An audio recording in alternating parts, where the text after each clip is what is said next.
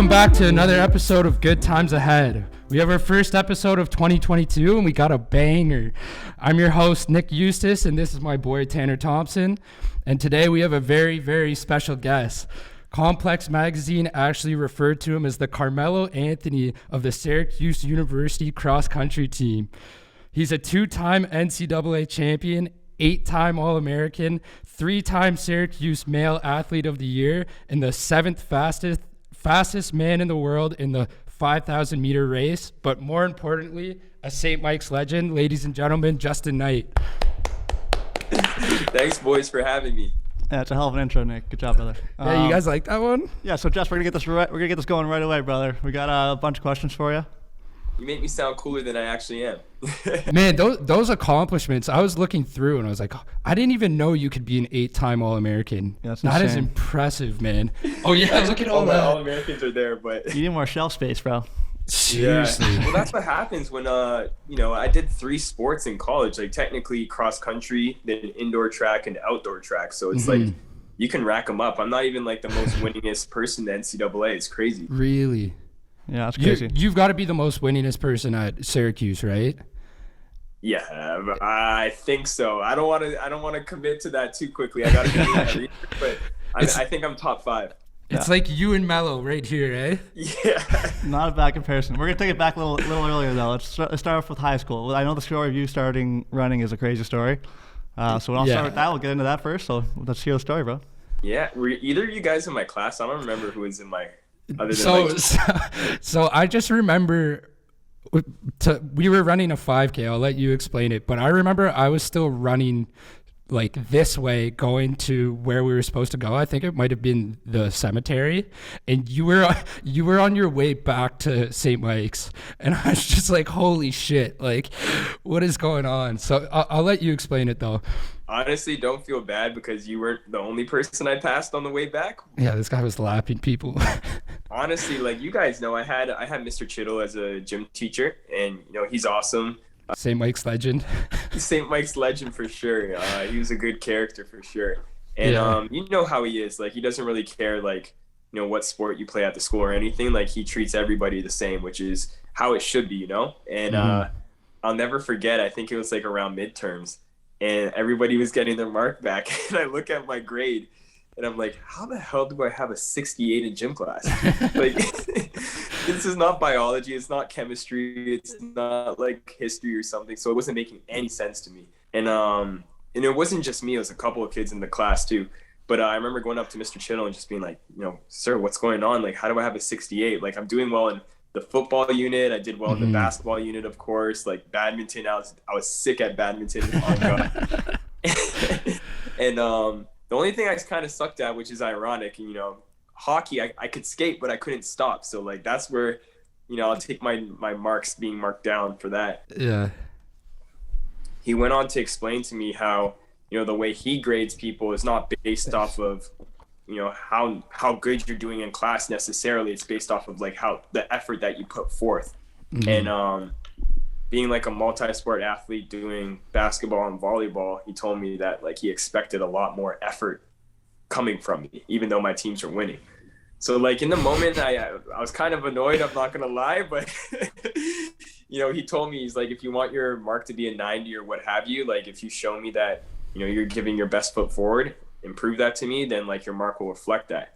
And I think like the last unit left was running, and lucky you, eh? Yeah, lucky me, right? Thank God it wasn't hockey that was the last unit, but or else I would have had to take gym all over again. But I always knew that I had pretty good stamina and everything. Just like even when I played basketball, I loved playing defense. I was able to like run up and down the court without getting winded too badly. And I just remember telling myself like, just show them that you're trying, like do whatever you can to give it your all and everything. And I ended up doing that in the gym class while we were practicing, and then you guys know I guess like the day that we actually had the 5K, I ended up breaking like the gym class record, and then the rest is history, I guess. Is that when you knew like, okay, like I got something here? When was the time that you realized like, okay, I can do this for a long time? Well, like dude, like as my sport, like my main sport, 100%. Yeah. Man, so later that summer, I went to play AAU basketball. I was still playing basketball with K-On. Was that Northern Kings or? Yeah, I was on Yeah. Northern Kings. Yeah. So this guy knows, right? Yeah. So I played Northern Kings that summer, and I had a good season and everything. It was fun for me. I love basketball. And then I don't know, like I remember I came back to school in grade 11, and my plans were to do basketball. But then, like, Mr. Bergen convinced me that, give the cross country thing a try. Like, you're not doing anything in the fall anyway. So, and I remember I wanted to do it. And then, our basketball team was really serious at St. Mike's too. Like, we were number 1 in the country for a couple of years. And it would have been my first year on the senior team. And I remember Mr. Zauner. How'd that conversation go when you told him? Listen to this. So he wanted me. Actually, I was joking with him about this the other day. I actually hopped on Zoom with his class. He's in China right now, actually. Oh, no way. Yeah, he actually is. His whole family's over there. They're doing well. Mm-hmm. But that's besides the story. But I remember, like, I showed up to school and I was, supposed to be on the basketball team. And even though it wasn't basketball season, it was cross country season. But basketball would have been later on in the year. Mr. Zauner would have like these, like, I don't know, like 6:30 a.m. practices, right? And he would expect people to, like, come to the 6:30 ones if you missed the regular practices that would have been after school. So that would have applied to, like, me, K-On, Rayshawn, because K-On and them, they played football. Yeah. So I remember, like, man, I wasn't a born runner. Like, it was still hard for me. I ran, like, I don't know, like maybe 8K for the first time. And my legs were dead. They were shot. And I woke up at like 6 o'clock with the intentions to go to the 6:30 practice. And I'll never forget. I was just like, you know what? I'm not doing this. I can't make it today. No chance. Yeah, man. I didn't say anything to Mr. Zauner. And then, like, I'm eating breakfast in the cafeteria. And then he comes up to me. He's like, oh, you think, like, you can just miss 6:30 a.m. practice? Like, you know how Mr. Zauner is or was back then. And, because he doesn't, like, I'm no different than anybody else on the team. So he was just holding me accountable. And honestly, it was like 7:30 in the morning. And I was just like, you know what, sir, I quit. This is too early for me. I'm not dealing with this. This is too early for me. I can't jump right now. My legs don't work. Well, man, it seems like that was probably the right decision for you. I know after St. Mike's, you went on to Syracuse. And as we were saying before, like, you tore it up at Syracuse, man. I didn't realize that I knew you did well, but I didn't realize you were a 3-time male athlete of the year. Like, that's impressive. That's crazy, bro. Yeah. Thank you. I impressive, bro. So how did you how did that whole process work? Because I don't know how running works in terms of recruiting in Canada, but so how does that work? You have to go to the States and get recruited, or? Well, yeah, I mean, I think the process, it's similar, but probably a little bit different than lacrosse, right? Because I remember, I seen lacrosse athletes committing from when they're in like grade 10. Am I wrong? Or? Yeah, I committed in grade 9, bro. It was so weird. That's crazy. I didn't know what college was in grade 9. Neither did I. Sorry to interrupt.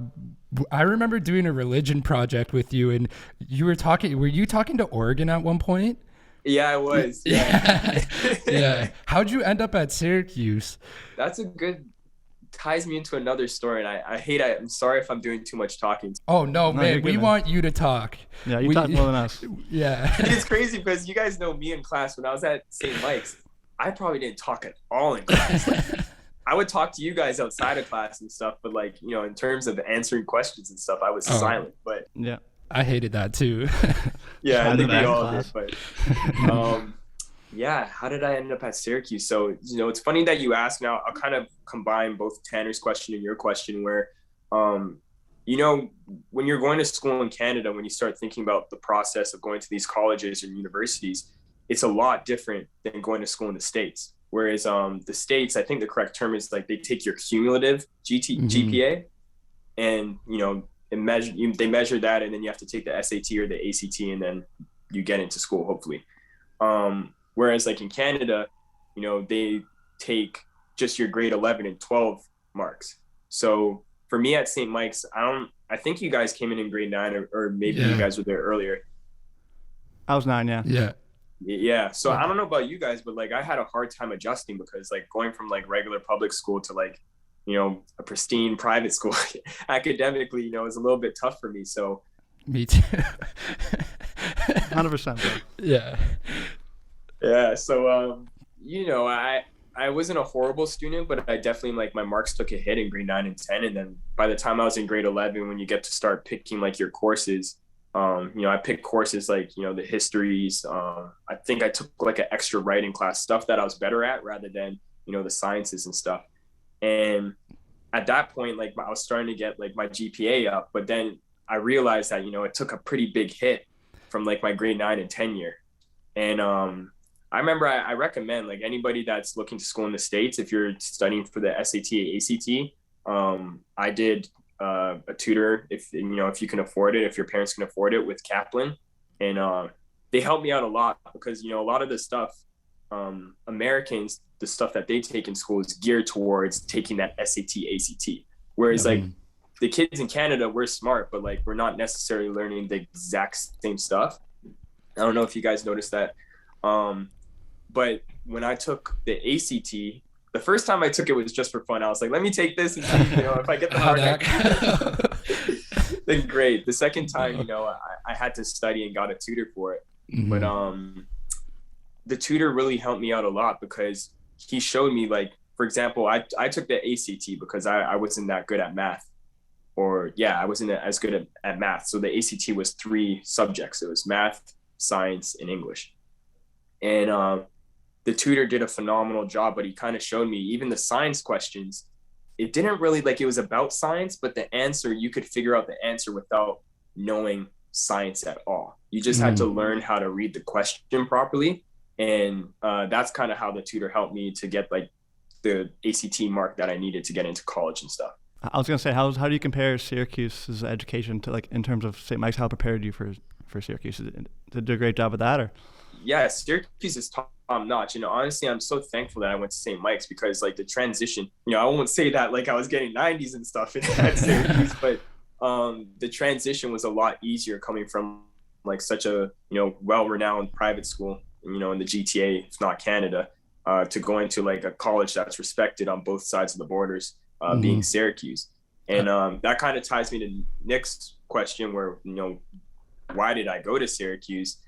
And to put it short, it's just that there's like a lot of things that came into play. We were talking about how I was getting recruited by Oregon. Yeah. I got recruited by Wisconsin, NAU, like pretty much all like the top schools in the nation. It was crazy. It all happened like. How are those visits? Yeah, I don't have any crazy stories for you about my visits. But I had a ton of fun. Actually, the Wisconsin visit was really cool because like they knew I loved basketball, right? So like actually both schools did. I only visited just for intensive purposes. I only visited Wisconsin and Syracuse because I was so late in the recruiting process because like track and field wasn't my sport, so I didn't have all this time to plan. So I had to narrow it down to 2 schools in terms of visiting, and it was Wisconsin and Syracuse. Love both schools. Like honestly, I've never seen facilities like Wisconsin in my lifetime. Yeah, ever. It's crazy over there. It's crazy, dude. It's honestly, I was mind blown. They let me play basketball on the court at Wisconsin. Like they closed, like the whole court was closed, and they let me shoot around on the basketball court. So you were almost close to signing with Wisconsin after they did that, eh? Oh man, Cuse probably did the same thing though. Did Cuse do the same thing? Syracuse. So one of the guys at Syracuse who I'm really close friends with, he was on the track and field team. His name's Amadou. He used to live with like the guys on the basketball team. He was really good friends with them, and he heard that I was a basketball fan. Like we got to talking on my visit, and he's like, you know what? Like I want to introduce you to the whole team. So after the game, like he just said, wait here, like don't leave anywhere. And then like the entire team came out. I got to meet Tyler Ennis, like Jeremy Grant, like all the Syracuse guys for Team Christmas. So it was pretty cool. Sweet. He's a smart man.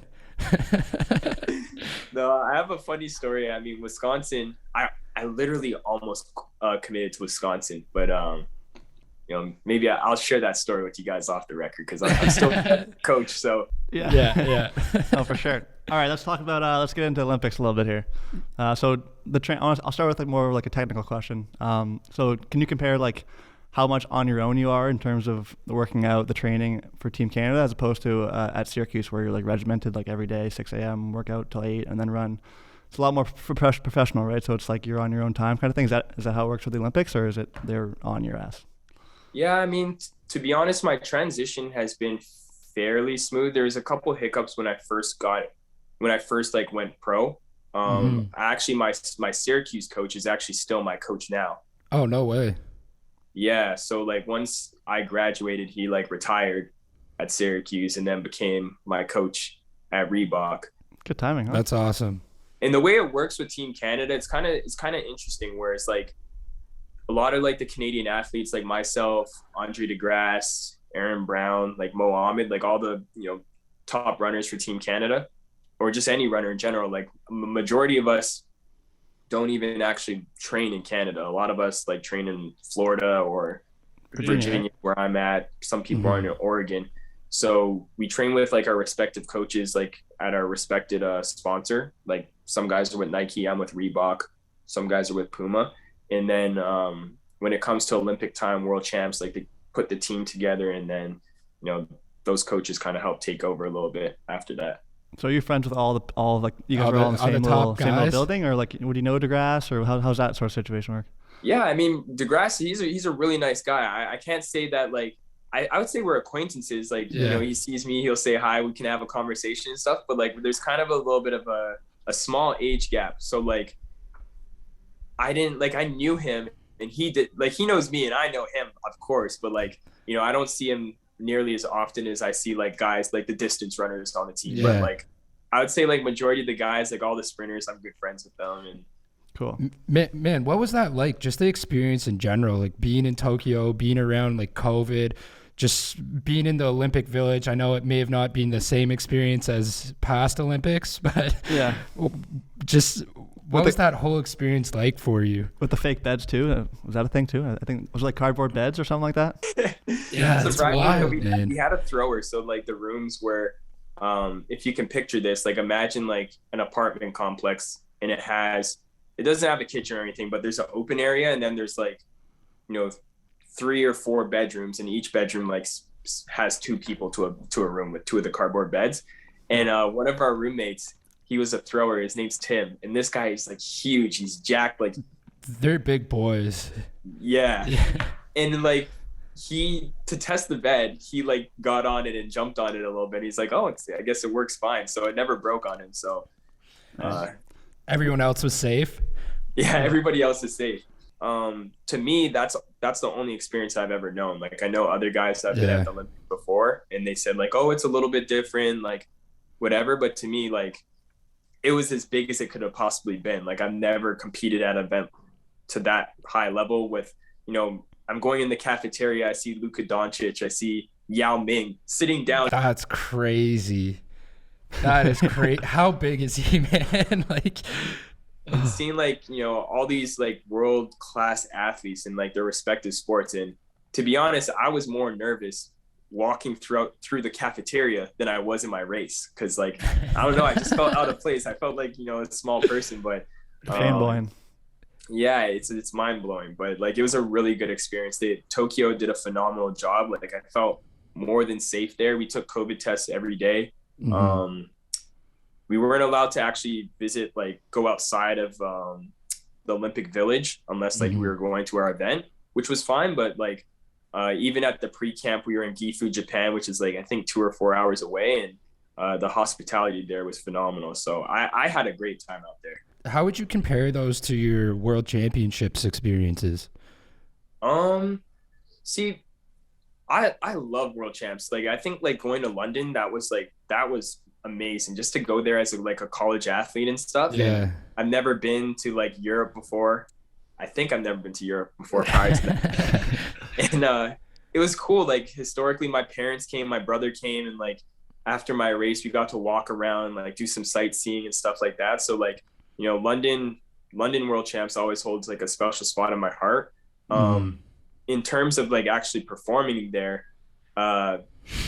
London, I had less pressure because like nobody knew who I was. Like if I got last place, nobody would have even said anything. Yeah. Whereas like in the Olympics, you know, I ran like the second fastest 5K ever in North America. The first fastest is like Mohammed from Canada. So 2 Canadians are faster than like all the Americans and stuff. Unreal. Let's go. That's like your boy, right? You're a Mohammed guy's like your boy, right? Yeah, Mo's my boy. Mo's my boy. Yeah. He's a real cool guy. I think like, you know, he's sometimes he's quiet, but like, you know, he's such a funny kid. If you can get him talking and stuff, like he's amazing. Yeah. Did he help you get through like the pressure and like all that sort of thing? He's older than you, right? A little bit. Yeah. Mm-hmm. I think he's maybe like 5 years older than me. Don't hold me to that, but he has a good amount of age on me. He's always been like a good role model to me. Like I even remember when I committed to Syracuse, he tried to get me to go to Wisconsin, which was like, it was, don't laugh. He's still mad at me for not going there, but like he's just been a phenomenal influence. Like anytime I had any questions, just even in some need of guidance, like he always was the one to tell me like, oh, I've been through this before. This is what you do, or don't worry about this and that. Even though we're competitors. So I'm always thankful for like our friendship and also like some of the guidance that he's given me. But I think at the Olympics, I've also grown and I've gotten older too, where not to say I didn't need guidance, but I wasn't as nervous as I would have been in years past, you know? Yeah. So another question for you. What would you take from the last Olympics that you could take to Paris? Like what would be the biggest thing that you'd learn from? The biggest thing that I've learned at the Olympics is just that I would say you always got to run your race. You know, like you're coming to the Olympics, you know that the best athletes in the world are going to be in your race. Like there's nobody that's going to be significantly worse than anyone. Mm-hmm. And even though that's the case, you got to know for yourself, like you deserve to be there. Like you had to qualify the same way everybody else had to qualify. You know, your times are just as fast as their times. It's really anybody's race when it comes down to like that last lap. And just to have confidence in yourself and, you know, it'll all work out. And just if you have a bad race in the semifinal, doesn't mean you're going to have a bad race in the final. And if you have a great race in the semifinal, doesn't mean you're going to have a great race in the final. And you just got to be prepared for anything and leave it all out there. That leads to my next question, actually. And I talk about the timing of it. So I noticed in your qualifying race, it was like around 3:30 kind of thing, and then the finals it was like 3:03, 3:04 or something like that. I was like, how do you shave that much time off? You kind of like pace yourself based on like what the race is doing. Like to qualify, you got to come in like what, top 4 or whatever it is in that race, or top 2. So yeah, talk about that. You guys did your research. We did our research. We're digging in here, man. We're getting better each interview, slowly but surely. I love it. So basically to get to the final, I think because this is based off of my memory, I might be wrong, but I think you gotta get top 5 and then in each heat. So there's 2 heats and you gotta get top 5 in whichever heat you're in, or you gotta be the 2 fastest times that are after that. And, you know, a lot of people like it ends up being a tactical race, you know, 9 times out of 10 in the semifinal. Because, you know, everybody thinks that they want to sit and kick. So you just got to prepare yourself for anything. I like to think of myself as like a double-edged sword where, you know, if you want to run a fast pace from the gun, I can run with you. But also if you want to sit around and kick at the last lap, I can also do that too. Yeah. So, that's the way the semifinal played out. And it felt like a jog until like the last maybe like 2 laps. No, we were going slow. We were going pretty slow. I'm not gonna lie. A jog in the Olympics. The last 2 laps were fast for sure. We made up for the time, but you know, the final we were going pretty slow as well, like not as fast, and then we picked it up towards the middle. So it was a good race. So for the Olympics in general, like, would you say that was your proudest moment as a runner so far, or would you say did you win the ACC championships with one shoe? Is that true? Oh, that was cool. The reason why that was cool was because I got on Bleacher Report. Yeah. I remember seeing that. Yeah, I was walking through like Manly Fieldhouse, like where we train for, you know, track and field. The lacrosse guys play there too. And I was a freshman. I was just walking on Twitter and Instagram, and then I see like I'm tagged in a post by Bleacher Report. I'm like, what the hell? This can't be right. Yes. So that's probably like one of the most hype moments in my life. But I would say the Olympics, it's something that I've been striving for so long. You know, like my whole life as a professional athlete revolves around making sure that I can be the best athlete I can be. So like whether it's eating right, sleeping right, training properly, all the stuff that goes into being an athlete. Like you two know, especially because you guys had to do it at such a young age, right? So you guys know what goes into being like, a good athlete. And for me to finally make it there, it meant a lot to me, especially like, with COVID and everything that was going on and like the difficulty around that. But the way I kind of like goal set for myself is I always set like really high expectations, and not to like downplay the Olympics at all, because I'm not trying to, but the goals that I kind of set for myself was like, you got to get a medal. You got to try to go for gold. Yeah. And making the Olympics is just something that had to happen in order for me to accomplish that goal. It was a stepping stone. Exactly. So can we expect to see a medal in the Paris Olympics? See, I can tell you that you can expect me to try my absolute best and give it my all. I can't promise anything. I don't want this to be like my hype video and stuff. We're just gonna clip that. We're gonna clip. You can expect Justyn Knight to win a gold medal. Just highlight that. 100%. And that's the thing, honestly. And I think like you guys were competitive athletes yourself.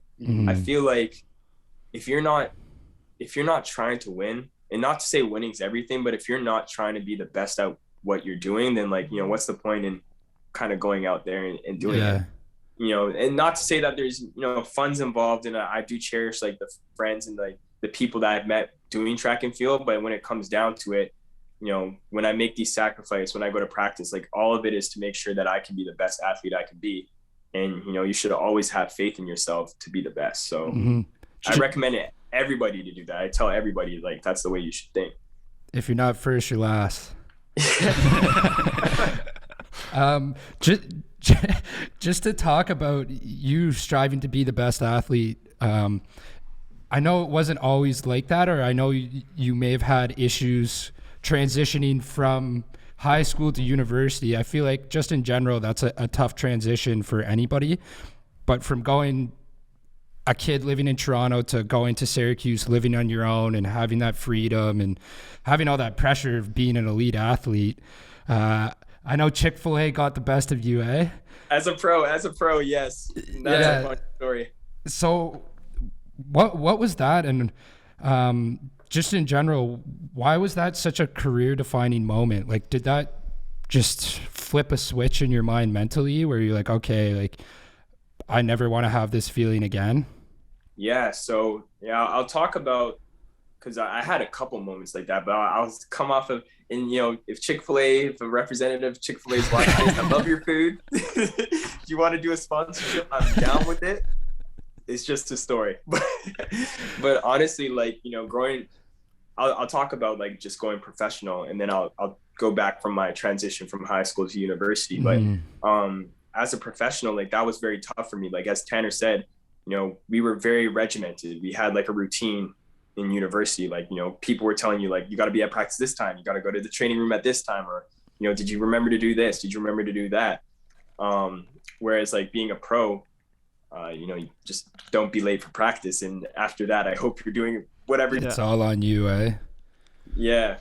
And like, it was an interesting moment in my life. Like, I had a lot of success in university, and I think for a brief moment, there's a lot of other stuff that was kind of going on, but, and I can't, there's a lot of different other stuff going on. Life was happening, eh? Yeah. Life and just being a pro athlete is so different than being in university. So I was kind of like struggling with the idea of that, which caused like, the whatever to happen. And to be honest, I remember I was like 20 pounds heavy. So for me, like 20 pounds overweight is actually not overweight. It's probably like more so like a regular human being size. But for running's purposes, like I was 20 pounds heavier than my racing weight. And I wasn't like doing my second run of the days. Like usually I'll practice in the morning, then do like my second run in the evening, which is called a double. And I wasn't doing my doubles. Even like doing my strength and conditioning core, like I found myself like not doing that as much, just because like mentally I was kind of like struggling a little bit. I remember going to a race. It was a New Balance Grand Prix indoors. And that race was like, it's a big time race. Like it's a part of like the world tours for track and field. It was on NBC and everything. I was hyped that I got invited, but like, it wasn't hitting me that I was 20 pounds overweight. Like I don't know. I thought I was going to do all right. And prior to that race, I never ran slower in my life than 3:59 in the mile.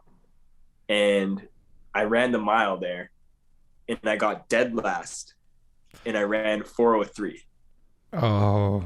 Yeah. And that was the biggest defining moment for me because I lost a lot at Syracuse. Like all these trophies, it took me a while to actually get some of them, but like I did a lot of losing at Syracuse, but I never got dead last and I never like ran as slow as I did. So like, that was the breaking point for me to be like, that's not you. Like you can't get used to getting dead last. Like that's not who you are, Justyn. You've never been that person. How are we going to fix this?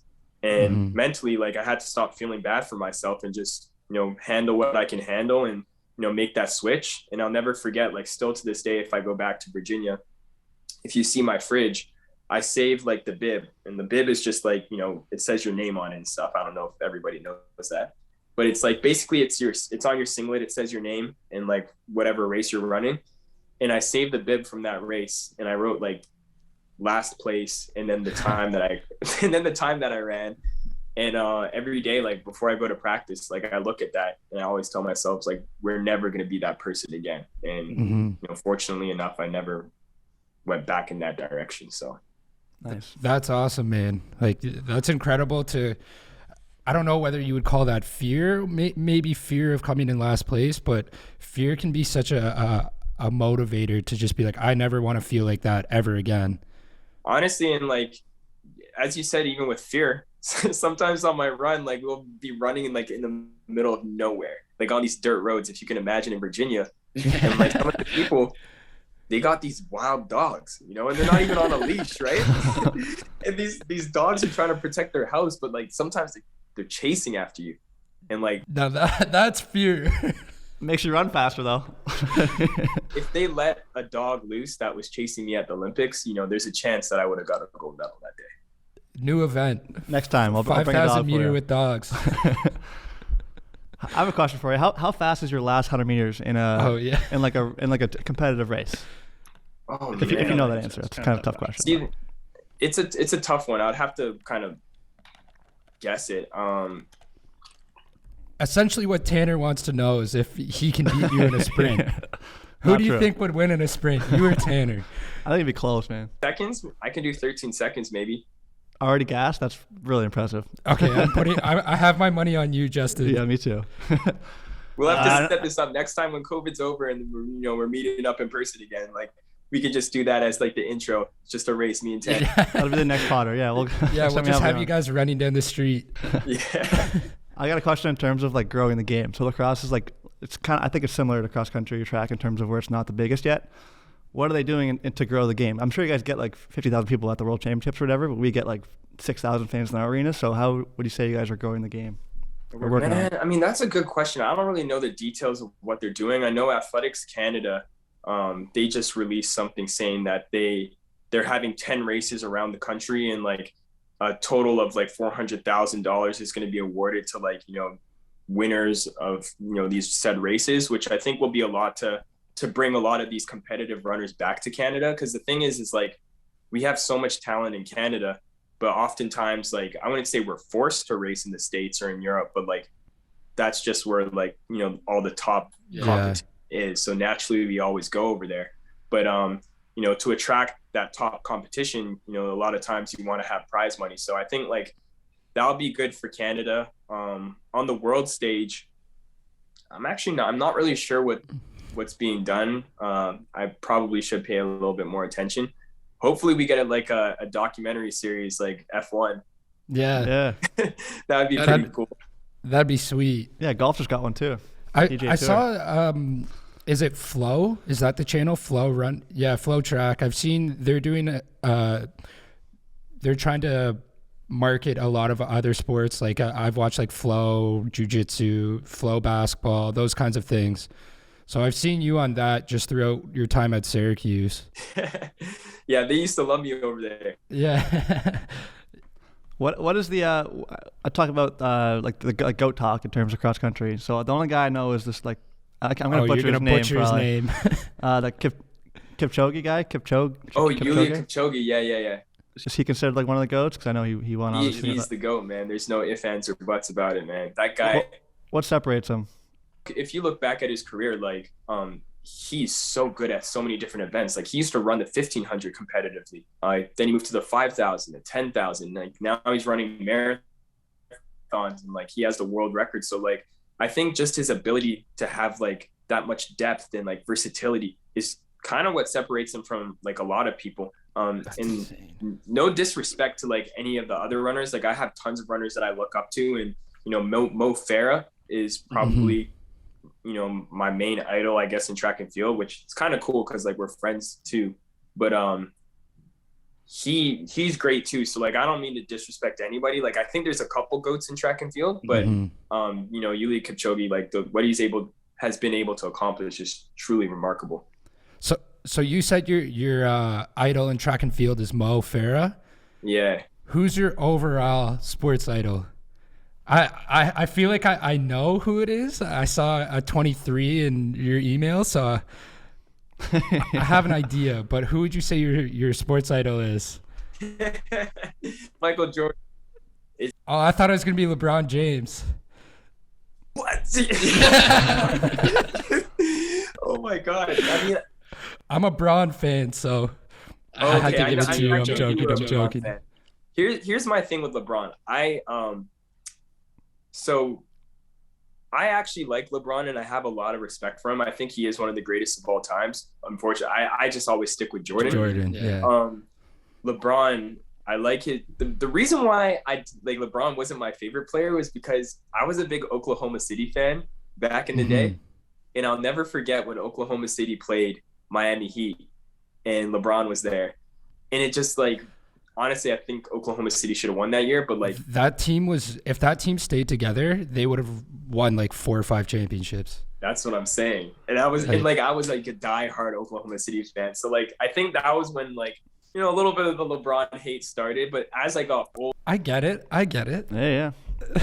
Though, I'll say this, like, I really respect LeBron's work ethic. Like, and that's the thing. That's the reason why Jordan is my favorite athlete. Like, I think like my dad was a huge basketball fan, so like naturally he'd always like Michael Jordan's his favorite player. So I kind of like adopted that to be my favorite player. But then when I started learning about, you know, all the like his work ethic and like, you know, how he trains and how he holds his team accountable, like that's what made me, you know, really appreciate Michael Jordan's greatness. However, I'll say this about LeBron, his work ethic, you know, it's, you know, pretty much almost identical to Jordan. But then even off the court too, this is where I really started liking LeBron. Like off the court, he's shown a lot of us athletes like the way you should kind of, I wouldn't say behave, but like hold yourself, you know, like you don't see him getting in trouble for this, that, and the next, and like, you know, embarrassing people and stuff like that. So like, I think LeBron, like he's done a good job just in terms of like being a role model to like a lot of kids in that way.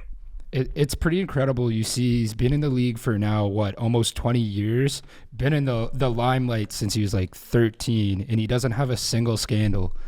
Either he's got a great PR team or like he's just a great guy. Like I'm biased. I think he's probably a great guy, but he's probably a great guy. Honestly. Yeah, that's definitely one thing that separates LeBron from Jordan. Again, I don't know Jordan personally, but just from watching the documentary, he scares me, man.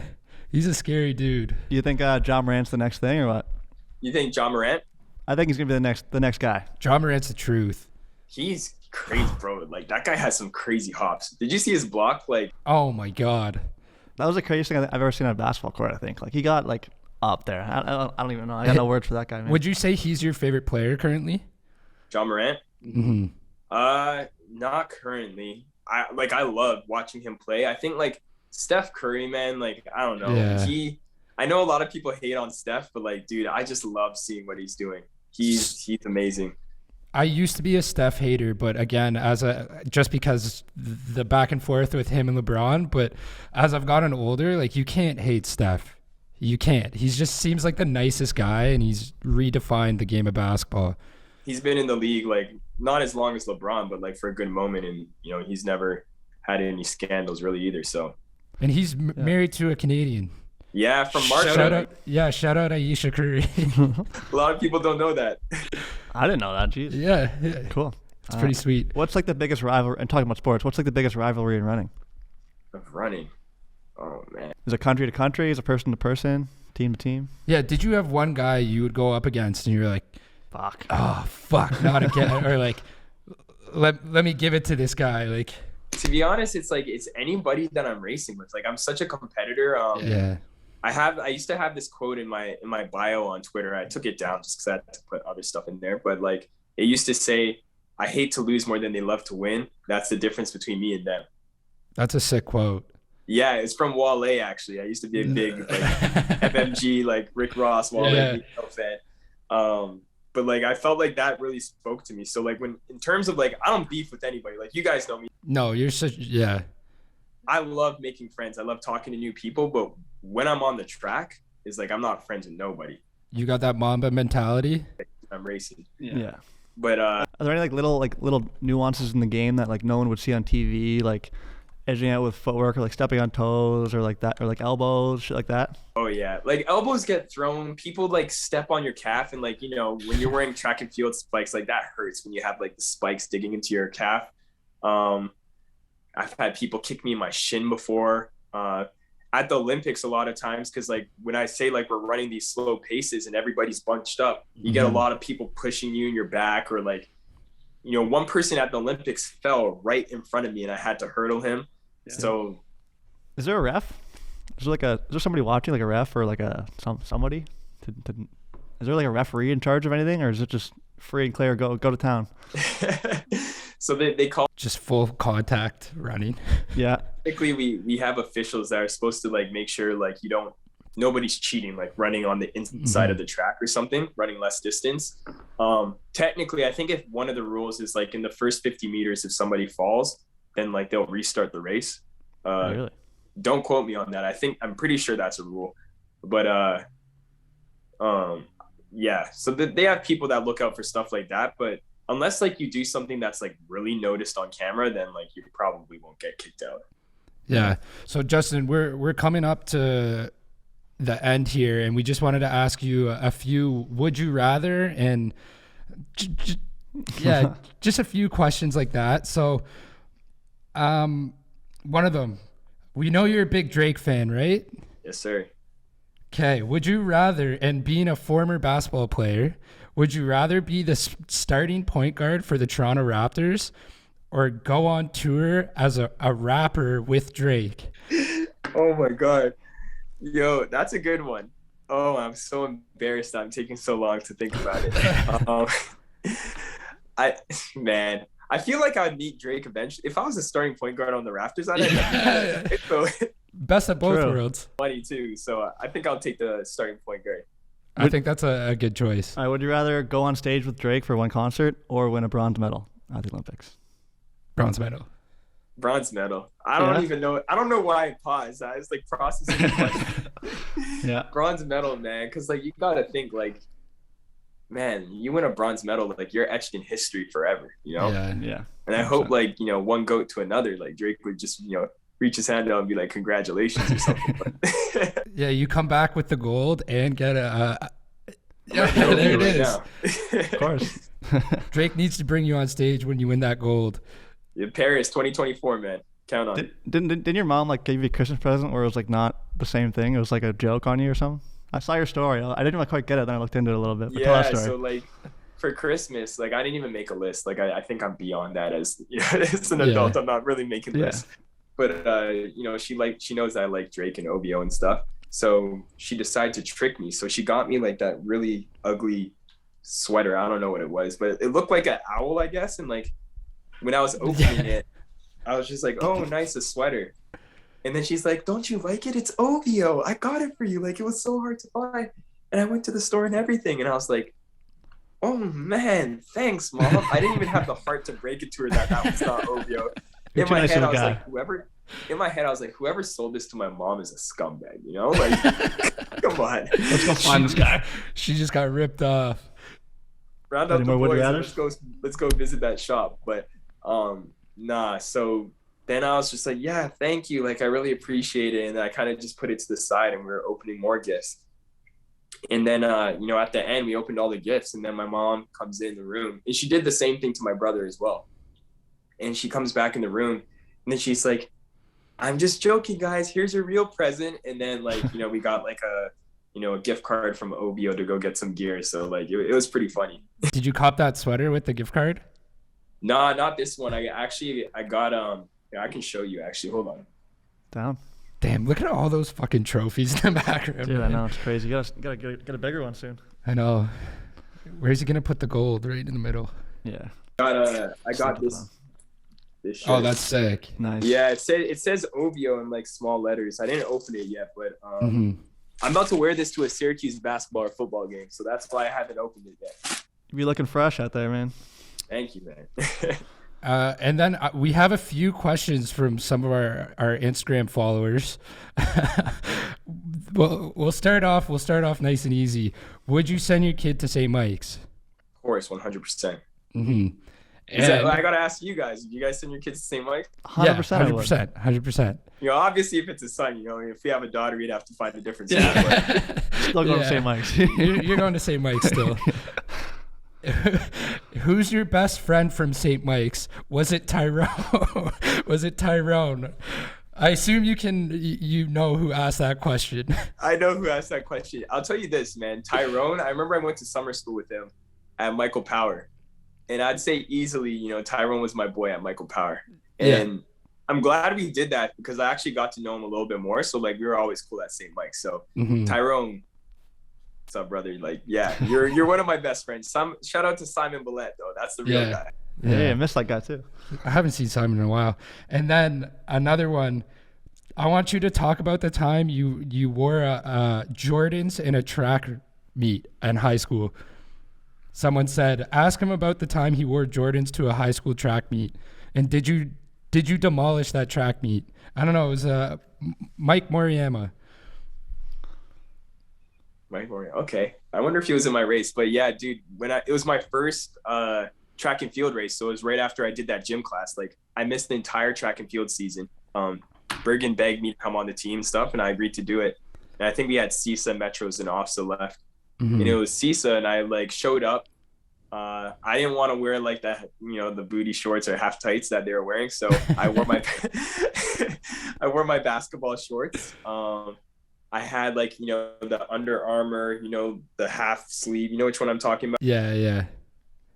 I wore that under my singlet, and then they weren't Jordans, but they were the Hyper Dunks, the Nike Hyper Dunks. Yeah. In my basketball shoes. And I wore that in a race. And in the first race, I think I got second. It was a 1500. And the second one, the 3K, I got first. So I did pretty decent, right? That's not bad, man. We're not surprised, man. We're not surprised. After hearing everything, like, I expected first and first.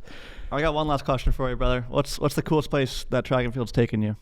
Oh man, that's a great question. I'm assuming none of your Instagram followers asked me that. No, that's straight from Tanner's Dome. Man, I have so many cool places. I'm gonna list off a few. I'll start off with Colombia. I think that was one of my favorite places I've ever been to. Beautiful country. Beautiful women. Beautiful. Yeah, you said it, not me. Yes. Oh my God. Yeah, it was crazy out there. I'm not even gonna lie. But even the food, though, the food was interesting. It was like almost, to me, it tasted like a mix between like Caribbean food and like Spanish food, just because like I grew up, my mom's Jamaican, so I know what Caribbean food tastes like, and it tasted like a blend between the two. So I really enjoyed the food out there. The city was beautiful. And then like the thing I really liked about Colombia too was I find like in North America, like, you know, we're so consumed on our phones, like, you know, even with other stuff going on in life, we're kind of money driven. And when I went to Colombia, just like walking through the streets and stuff, it was really peaceful. Like, people were so happy. Like, people weren't on their phones. Like, you saw families outside together, just enjoying each other. The kids, like, you know, they were outside playing around. kicking the soccer ball around and stuff like that. And it kind of made me think, like, you know, in North America, compared to like some of these other countries, like we're very, very, very privileged. Like even if you don't live a privileged life in North America compared to some of these other countries, like, you know, we do pretty well for ourselves. And just to see in Colombia, and I maybe it's not fair to say all of Colombia because I only went to one part, but like they were so happy, and it didn't seem like they had too much, but like they were genuinely happy. Like you can see it in their faces, just like their attitude, like the way they were walking and like having a good time with each other on the street. And it kind of made me think, like, you know, if you have all this stuff in North America, but you're still sad every day, like, you know, what's really important to you? Like, you know, is your family important? Is it the friendships? And it kind of made me take a step back and like actually, you know, think about life in a different lens, and definitely to be grateful. Sorry to kind of take it. Oh, that's good, man. No, man, that's awesome. Like we were saying, yeah, just gratitude is a big thing for us as well. And like when you have those experiences, which puts things in a different perspective, it honestly, it can be life-changing. Yeah. Everyone's complaining nowadays, and it's tough to just like realize that it doesn't actually matter. Our problems don't actually matter. No, it's classic first world problems. Classic, yeah. First world problems, right? Yeah. It's just, you know, it's crazy. And sometimes life moves so fast in North America, you know, and, you know, oftentimes like you might not even behind, but you always feel like you're behind because you're comparing yourself to this person or that person or that person. And then you find yourself, you know, so indulged into trying to catch up or like chase dreams that aren't necessarily your dreams, that you end up making yourself unhappy. And even if you accomplish a lot, sometimes you might not feel like you accomplished anything at all. So I think like at the end of the day, like a lot of people, they have to just like sit down and like money aside and like fame and this, that, the next aside, and like what truly makes you happy, and like how could you make sure you could incorporate that in your life no matter what you're doing or what job you have. Staying in your own lane type of thing. And there's a quote that I like, and it's like, comparison is the thief of joy. And it's just doing what makes you happy and those kinds of things. Yeah. But, all right, we gotta wrap this up, brother. I think it's 5:30. Time to roll. Yeah. But Thank you again, good, though, Justyn, man. We appreciate it. It's been a while, and we look forward to having you race Tanner down the street here in person next time. Yeah, big things coming for you, bro. Thank you. Thanks for having me. Honestly, it's been a pleasure, and I'm sorry it took this for us to like catch up at least face to face or on camera. You know, it's funny, like I've bumped into people that tell me like, oh, I saw Nick out, like, do you know this guy? And like, you know, Tanner, I've been following you and stuff too, like when you did lacrosse in university, but I'm really proud of you guys and what you guys done. And even just back to our times at St. Mike's, like I'll always say that you guys were good friends to me and everything. So I'm very fortunate to know you guys just in my life, and thank you guys for being great friends, and I wish you guys nothing but the best. And you got a new follower on your podcast. Hey, thank you, man. Appreciate it, bro. that. Thanks again, Justyn, and to all of our other followers, there will be good times ahead.